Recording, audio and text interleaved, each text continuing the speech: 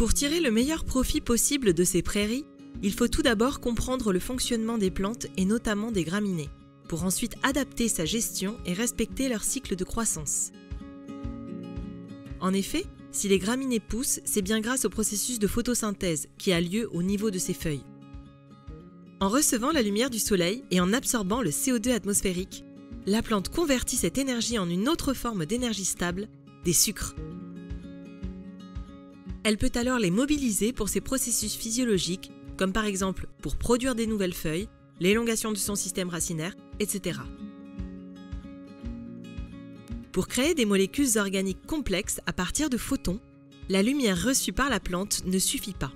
Elle doit trouver dans le sol l'eau nécessaire pour réaliser la photosynthèse et un bon nombre de nutriments, que ce soit pour des minéraux mais aussi des oligoéléments, puisque par exemple une carence en manganèse ralentit la photosynthèse.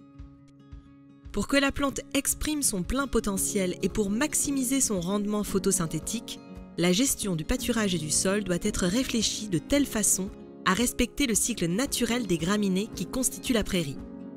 Avant d'aborder la dynamique de pousse des graminées, une mise en garde est nécessaire. On voit ici qu'évaluer l'herbe en hauteur sans la mettre en lien avec la densité est trompeur. Si l'on prélève la partie supérieure de la prairie, visuellement, on a l'impression qu'il y a beaucoup d'herbe, alors que cela ne représente qu'une infime partie de la biomasse produite par la plante. Plus on se rapproche du sol, et plus la biomasse est importante.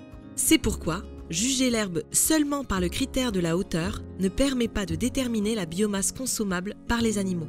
Retenez donc que tout au long de la vidéo, nous allons parler de biomasse d'herbe et non pas de hauteur. Pour représenter le fonctionnement d'une graminée, on peut décrire son cycle en 3 phases. La graminée est en phase 1 lorsqu'elle a été récemment pâturée et qu'elle relance sa croissance. La plante, alors riche en azote soluble et pauvre en lignine, est déséquilibrée pour les animaux. Lors de la phase 2, la plante est au pic de sa croissance et devient excédentaire en énergie. Plus ligneuse, la graminée a alors un meilleur équilibre azote-énergie. Ses nutriments seront mieux valorisés par les ruminants. La graminée, en phase 2, est à l'optimum de sa valeur alimentaire et permettra les meilleures performances pour les animaux. Puis, la graminée rentre en processus de reproduction, ce qui signifie que la plante se lignifie pour avoir un port droit, plus riche en cellulose, sa valeur alimentaire et sa digestibilité diminuent au fil du temps. Les premières feuilles rentrent en sénescence et la production nette de la plante diminue. En plus de cette évolution physiologique, la dynamique de croissance de la graminée est également liée à l'évolution de ses réserves énergétiques au cours de son cycle. Au début de la phase 1, la graminée relance sa croissance non pas grâce à l'énergie de la photosynthèse, mais en remobilisant les réserves énergétiques contenues dans les réserves racinaires. La plante est donc alors totalement déficitaire en énergie. Ce n'est que 3 jours plus tard que la graminée repousse à partir du processus de photosynthèse en convertissant l'énergie lumineuse en carbohydrates. La plante peut alors mobiliser ses molécules carbonées pour sa croissance. Lorsque la graminée est en phase 2, elle devient excédentaire en énergie, c'est-à-dire qu'elle produit plus d'énergie qu'elle n'en a besoin pour sa croissance. La graminée peut alors restocker de l'énergie dans son système racinaire, ce qui lui permettra de repousser au prochain pâturage sans compromettre sa pérennité. Passé ce pic de croissance, la plante commence ses modifications physiologiques pour être capable de se reproduire, c'est-à-dire que l'énergie captée est consacrée à la production de cellulose pour rigidifier ses cellules ou à la production d'épis. Mais jusque 30% des molécules organiques synthétisées par la plante seront sécrétées dans le sol via ses racines, exsudats racinaires qui varient en fonction de la nature de la plante, de son stade de développement et des conditions de milieu. Par ces sécrétions, la plante stimule et sélectionne le développement et la prolifération des organismes vivants présents à proximité de la rhizosphère. Au printemps et à l'automne, les graminées produisent de nouvelles thalles à la base de la thalle principale, qui deviendra par la suite indépendante et participera à couvrir le sol et à densifier la prairie. Cependant, 2 facteurs sont indispensables pour le développement de ces nouvelles graminées: la lumière et la température du sol. La lumière est le facteur principal qui va déclencher la production de thalles secondaires et la température du sol joue un rôle primordial dans leur croissance et dans leur capacité à développer de nouvelles feuilles.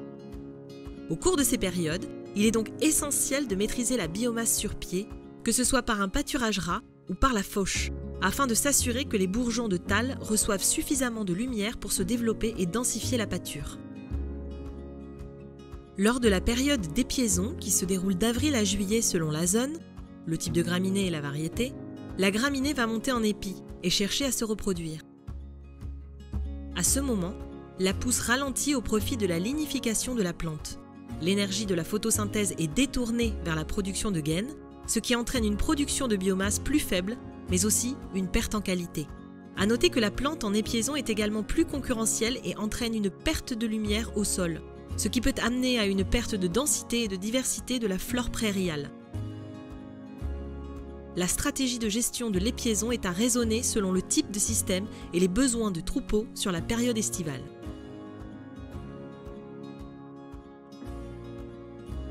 Par sa gestion du pâturage, l'éleveur va impacter positivement ou négativement le végétal au cours de la saison. Il doit être particulièrement vigilant à ne pas surpâturer ses prairies, puisque le surpâturage impacte sur le court terme la qualité de la prairie et les performances animales, mais surtout dégrade sur le long terme la flore et sa productivité. Il existe 3 types de surpâturage. Dans le premier cas, les animaux prélèvent plus de 50% de la biomasse dans le paddock, puisque la graminée repousse à partir de ses réserves racinaires. En consommant trop de surface foliaire, la plante doit déstocker d'autant plus de réserves pour relancer sa croissance. En prélevant 50% de la biomasse, c'est-à-dire de la quantité présente, il n'y a aucun impact au niveau système racinaire. Il maintient son volume et sa croissance. Au contraire, avec 70% de prélèvement par l'animal, la moitié du système racinaire arrête sa croissance pendant 17 jours et avec 90% de prélèvement, il y a un arrêt total de la croissance du système racinaire pour 17 jours.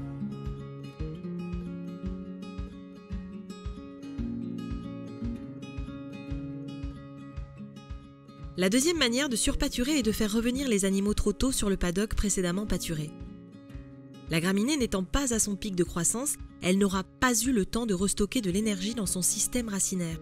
Avoir un nombre trop insuffisant de paddocks sur son parcellaire, comme dans cet exemple, amène à revenir trop rapidement dans les premiers paddocks pâturés. Le dimensionnement des paddocks est également un facteur essentiel, puisque des paddocks trop grands vont entraîner du gaspillage et donc à terme à des rotations courtes, car toute la biomasse n'aura pas été valorisée. Affaiblie par des rotations trop rapides, on observe une réduction de la masse racinaire, de la vigueur des graminées et le rendement de la prairie sera fortement diminué. Enfin, le temps de séjour dans le paddock est de 72 heures maximum, car au-delà de 3 jours, une nouvelle feuille a déjà repoussé. Or, si les animaux ont le choix, ils vont directement aller pâturer cette jeune repousse, très digestible et appétante. La graminée aura donc dépensé de l'énergie afin de produire une nouvelle feuille, mais elle n'aura pas l'occasion de reconstituer ses réserves racinaires si les animaux les prélèvent en continu. C'est pourquoi, entre un pâturage continu et un pâturage rationné, en 24 heures, on peut observer un gain de rendement de 50%. Par ailleurs, le surpâturage entraîne souvent du sous-pâturage, qui a autant de conséquences sur la flore en engendrant des zones de reflux, une accumulation de matière morte et à terme, une dégradation de la prairie. On peut résumer surpâturage par le fait de ne pas respecter le cycle de la graminée, mais également par ces 3 facteurs: l'intensité de pâturage, la durée de rotation et le temps de présence des animaux. En comprenant le fonctionnement des graminées, on s'aperçoit qu'en pratique, les ovins et les bovins peuvent rentrer au même stade sans compromettre le végétal. Cependant, en faisant rentrer des vaches sur un stade d'entrée bas, par exemple ici 2400 kg de matière sèche, le troupeau ne pourra pas atteindre sa capacité d'ingestion maximale, ce qui impactera fortement leur performance. Les ovins, eux, cisaillent l'herbe avec les dents. Lorsqu'une brebis rentre dans une prairie à un stade élevé, son ingestion et la valeur alimentaire de la pâture ne permettront pas toujours de couvrir ses besoins selon son stade physiologique. Le stade d'entrée n'est donc pas tant lié au végétal, mais est plutôt conditionné par la physiologie animale. Pour atteindre la capacité d'ingestion maximale d'un bovin, tout en valorisant la graminée à son meilleur stade sans compromettre sa pérennité, les bovins peuvent rentrer à un stade de 3000 kg de matière sèche et sortir du paddock lorsque le stade atteint 1500 kg de matière sèche. On voit que l'on prélève lors de ce passage 50% de la biomasse sur pied dans le paddock.